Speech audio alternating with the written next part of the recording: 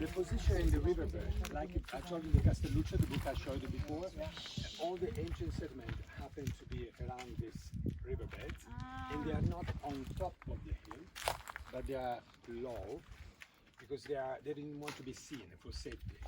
It was more if someone came from the sea, and usually it was always bad news that came from the sea, invaders of some sort, people with not necessarily good intentions. So people could come in from the sea, move around, but not find the settlement. You had to really know where to look for. So this geographically, it's something to look how it is. It's facing sunrises.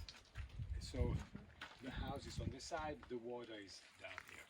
I was telling you before about the springs. There is a spring here, the Renna. There were different springs. There's one down the valley here. It's called the Cave of St. Paul.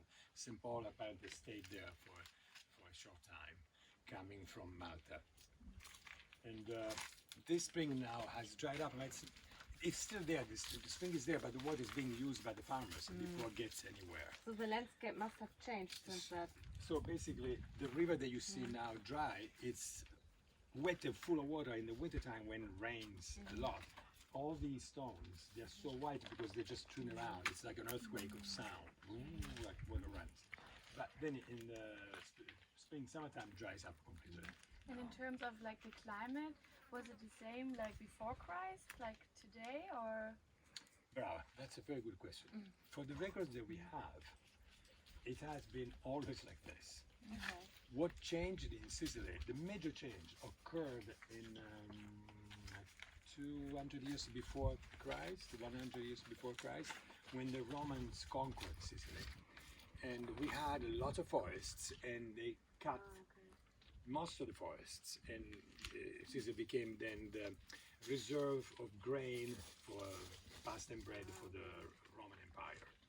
So from that point of view, we lost all the humidity of the trees, but still, as long as I can remember in my life, it means my parents as well. Every month was as they are today. As a young child, I heard the same things as I hear today. The summer was extremely hot.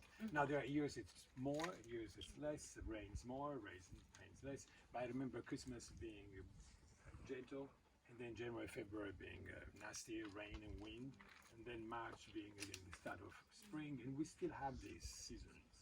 Like this summer was very strong, then rained for an entire week, like torrential rain. That's natural. That's why we have these rivers with these white stones, because there's been always torrential rains when it comes in.